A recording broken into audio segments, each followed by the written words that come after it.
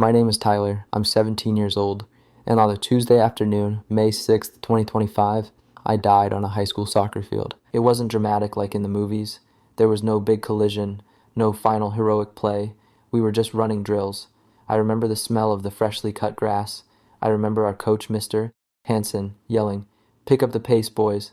The sun was warm on my back. It was just normal. 1 second I was jogging, feeling the familiar burn in my lungs, and the next second, it felt like someone just turned off the world. The lights went out, not a slow fade, it was a click. Instant black. There was no pain, no fear, just nothing. The sound of my own breathing, the thud of my cleats on the turf, the voices of my friends, it was all gone in an instant. Before that day, my life was about as average as you can get. I live in a small town in North Carolina. I have a mom who worries too much, a dad who works too hard, and a little sister, Katie, who loves to steal my hoodies. I was a junior in high school. My biggest worries were my calculus homework, trying to save up enough money for a beat-up old truck, and whether or not I'd get asked to prom. I went to church on Sundays with my family. I knew the stories. I could say the right words. But if I'm being honest, God felt distant. He felt like a historical figure, someone in a book. I believed in him, I guess, but I didn't know him. He wasn't real to me in my day-to-day life. My prayers were mostly just me asking for things. God, please let me pass this test. Or, God, please let our team win on Friday. It was a one-way street. I never really stopped to listen for an answer. Life was just about school, soccer, friends, and trying to figure out what I was going to do with my future. I never, ever thought that future would stop so suddenly. The nothingness didn't last long. It was replaced by a strange feeling, a feeling of lightness. I wasn't in the dark anymore. I was somewhere else. I opened my eyes, or what felt like my eyes, and the sight below me stole my breath. I was floating, gently, like a balloon on a string. I looked down and saw the soccer field. I saw my team. They were all crowded together. At first I was confused. What were they looking at? Then I saw it. I saw a body lying on the grass. My body. I saw my best friend, Josh, on his knees, shaking my shoulders. I saw Coach Hansen on his phone, his face pale and terrified. I could see them, but I couldn't hear them clearly. It was like watching a movie with the sound turned all the way down. Their mouths were moving, they were shouting, but all I could hear was a soft, gentle humming sound all around me. I wasn't scared. That was the strangest part.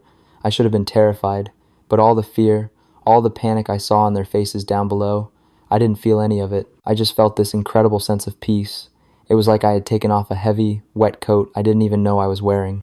The weight of my worries about school, the pressure to be cool, the little anxieties that followed me around every day, it was all gone. I was just me, purely me. I saw the flashing lights of an ambulance pulling up to the field. I saw paramedics running with a stretcher. They surrounded my body. I watched them work. I saw them put paddles on my chest. I saw my body jolt. Once, twice, nothing. It was so strange, watching it all from up there. It was like watching a scene about someone else. I felt a little sad for my mom and dad. I thought about how much this was going to hurt them.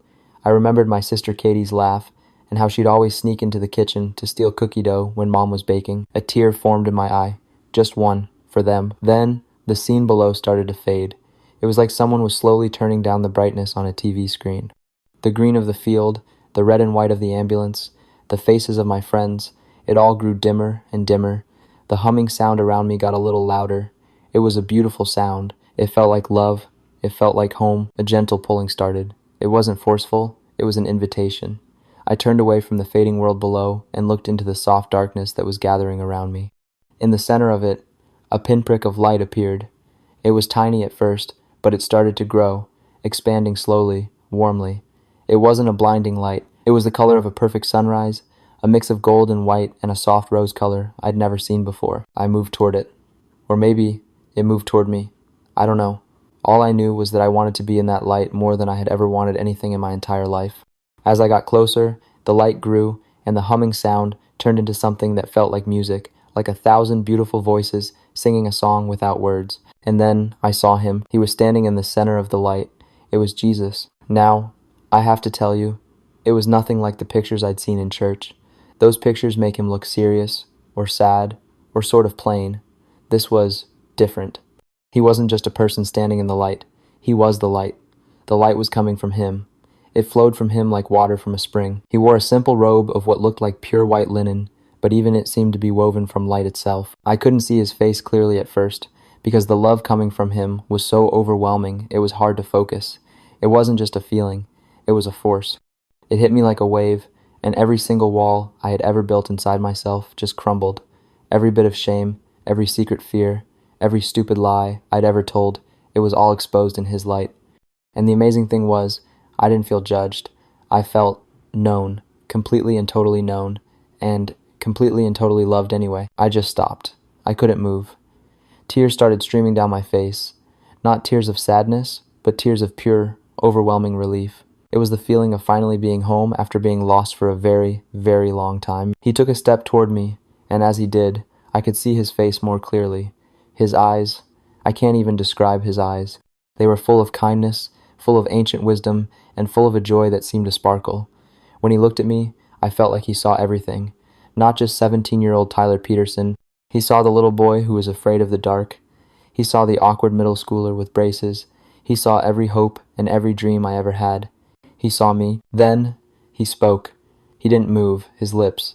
His voice wasn't a sound that entered my ears. It was a thought, a feeling that bloomed right in the center of my being. It was clearer than any words I've ever heard. "Welcome, Tyler. I've been waiting for you." His voice was peace. It was strength. It was absolute, unconditional love, all wrapped in a sound. I tried to speak, but nothing came out. I felt so small, so unworthy. I thought of all the times I had ignored him, all the times I had lived my life as if he didn't exist. I managed a single thought, a whisper from my soul. "I'm sorry." He smiled, and his smile lit up everything. It was the most beautiful thing I have ever seen. "There is nothing to forgive," his voice said inside me. "All I see is my son." He reached out his hand, and I took it. His hand wasn't just flesh and bone. It felt like warmth and energy and pure life. The moment I touched him, a lifetime of my own memories flashed before my eyes. Not like a movie, but like I was reliving them all at once. I saw myself being mean to my sister. I saw myself cheating on a math quiz. I saw myself lying to my parents about where I was going on a Friday night. I felt the shame of each moment, but then I felt his love wash over that memory, cleaning it, healing it. It was like he was showing me my life through his eyes. He didn't ignore the bad parts, but he focused on the good. He showed me the time I gave my lunch money to a kid who didn't have any, the time I sat with a new student who was eating alone, the time I told my mom I loved her for no reason at all. He showed me that those small, simple acts of love mattered more than all the big achievements I was so worried about. "I don't understand," I thought to him. "I didn't do enough. I didn't even really know you." His presence answered without words. It was a feeling of pure grace. "I have always known you." Then, the world around us shifted. The endless light remained, but now we were standing somewhere else. It was like we were watching a play unfold all around us. "I have things to show you," his voice echoed in my soul. "Things that are coming, things my people need to prepare for." The scene that appeared before me was familiar. It was a family dinner table. A mom, a dad, 2 kids, a boy and a girl, around my age. They were all sitting together, but they weren't talking. Every single one of them was staring down at a phone. Their faces were lit up by the blue glow of the screens. They were physically together, but they were a million miles apart. Then I saw something else. Around the family, swirling in the air, were these shadowy, whisper-thin creatures. They weren't scary monsters with horns and pitchforks. They were more like smoke, and they were whispering into the ears of the family members. To the dad, they whispered, "You work so hard. They don't appreciate you." To the mom, they whispered, "You do everything for them. No one even notices." To the son, they whispered, "Your friends are all having more fun than you. Look at their pictures. Your life is boring." To the daughter, they whispered, "You're not pretty enough. You're not thin enough." These whispers were like tiny seeds of poison, and I watched as the family members, without even looking up from their phones, started to believe them. A wall of resentment and insecurity was being built right there at the dinner table, and no one even knew it was happening. Jesus' voice was gentle but firm. "The first great trial of 2026 will not be a war or a plague. It will be a war for their attention. The enemy has learned that he does not need to build a great fortress to hold my people captive. He only needs to build a million tiny cages of distraction. They will be so entertained, so outraged, so busy looking down, that they will forget to look up. They will forget to look at each other." I was horrified. "How do we fight that?" I asked. The scene changed. Now I saw a young woman, maybe college-aged, sitting in her car. She had just turned off the engine. Instead of grabbing her phone, she just sat there, in silence. She closed her eyes. I could see her lips move, but I couldn't hear the words. But I could see her prayer. It rose from her like a thin, golden thread of light. It was so small, so simple. Then Jesus showed me where the prayer was going. It shot up through the sky, and it struck one of those smoky, whispering creatures that was following her. The creature shrieked and dissolved into nothing. "This is the weapon," Jesus said. "Silence, prayer, choosing to be present, choosing to connect with me, even for a moment, breaks the spell." In 2026, the quietest rooms will be the most powerful rooms. The ones who learn to turn off the noise of the world will be able to hear my voice, and my voice will be their shield and their guide. The vision dissolved, and another one took its place. This one was harder to watch. I saw scenes of chaos, not a big explosion or a single disaster, but a sense of everything being unsteady. I saw a stock market screen flashing red, with numbers plummeting. I saw people in suits yelling at each other on a news channel. I saw a farmer standing in a field, looking at a dried-up crop, his face filled with despair. I saw a woman at a grocery store, staring at an empty shelf where there used to be bread. There was a feeling of panic in the air, a feeling of, what do we do now? The system is broken. People were running around, scared and angry, because the things they had always trusted in their money, their government, their plans for the future were suddenly like sand slipping through their fingers. I turned to Jesus, my heart aching for these people. Why is this happening? His face was not angry. It was filled with a deep, sorrowful love. For too long, my children have built their houses on the sand. They have put their faith in money, in power, in the systems of this world. These things were never meant to hold the weight of their hope. I am allowing a great shaking to happen, not to destroy them, but to wake them up. When the sand washes away, they will be forced to look for the rock. I am the rock. I am doing this so they will turn back to me. He said it with such love. It wasn't a punishment, it was a rescue mission.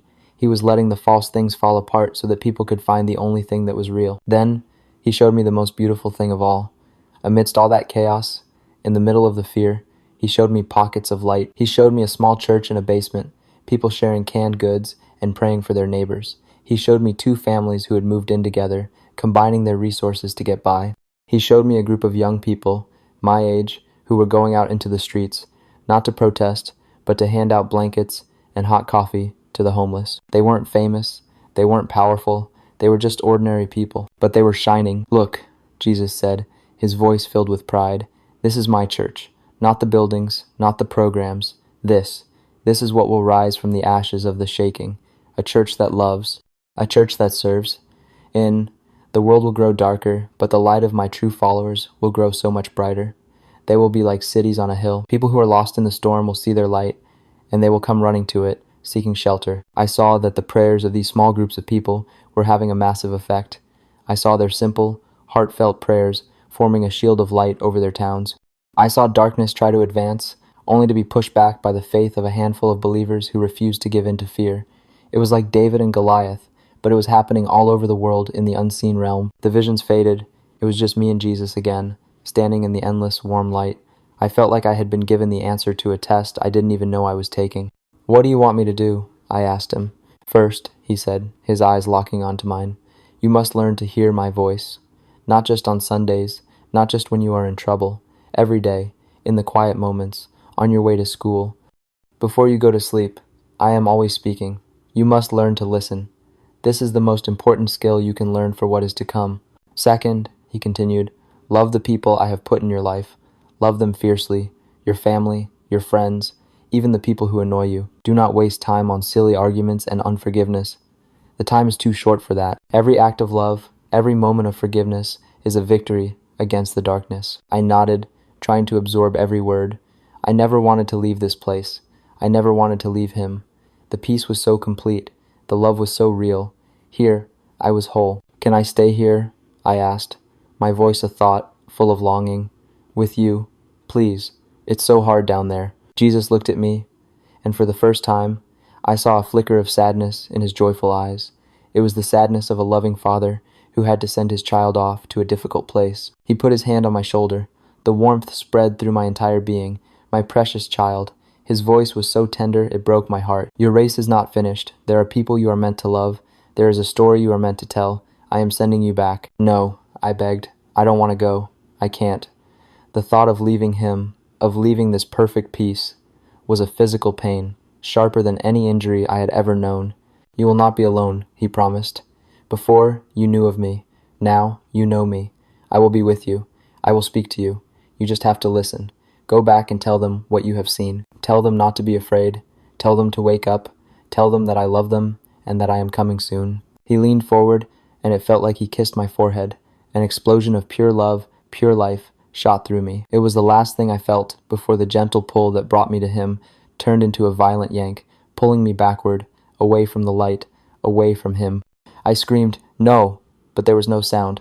I was falling back into the darkness, away from home, away from everything that was good and true. The light grew smaller and smaller until it was just a pinprick again, and then it was gone. The next sensation was pain, a crushing, burning pain in my chest. It felt like an elephant was sitting on me. Then came the sound, a loud, rhythmic beeping, and voices shouting, "We got a pulse. We've got a pulse," I gasped, a huge, ragged breath that felt like it was tearing my lungs apart. My eyes flew open. The light was blinding, not the warm, loving light of heaven. This was a harsh, white, fluorescent light. I saw faces above me, people in blue uniforms. Their faces were sweaty and strained. One of them was looking at me, his eyes wide with disbelief. "He's back," he whispered. "I don't believe it. He's back." I tried to turn my head. The world was spinning. I felt a tube in my throat. I saw my mom then, in the corner of the room. Her face was a mess of tears and mascara. When she saw my eyes were open, she let out a sound that was half scream, half sob. She rushed over, grabbing my hand. "Tyler! Oh, my baby Tyler." I couldn't speak. All I could do was cry. I wasn't crying because of the pain in my chest. I was crying because I had been sent back. I was crying because I had just left the presence of pure love, and the brokenness of this world felt like a crushing weight. They told me later what had happened. I had a condition I never knew about, an underlying heart defect. I had gone into sudden cardiac arrest on the field. The paramedics had worked on me for 23 minutes. 23 minutes with no heartbeat, no brain activity. They had been ready to call it. One of the paramedics, a young guy, apparently said, "Let's try one more time." And on that last try, my heart started again. The doctors couldn't explain it. They used words like medical anomaly and miracle. They said that even if I had survived, I should have had severe brain damage. But I was fine, perfectly fine. They kept running tests, scratching their heads, unable to find a reason for my complete recovery. But I knew the reason. The first words I was able to choke out when they took the tube from my throat were for my mom. I looked at her, and with tears streaming down my face, I whispered, "I saw him. Mom, I saw Jesus." I'm not the same person who collapsed on that soccer field. The things I used to worry about, grades, popularity, the future, they seem so small now. I'm not perfect. I still get frustrated. I still have bad days. But now, I know the secret.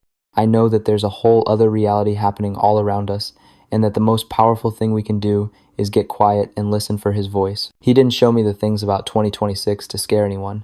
He showed me so we would prepare.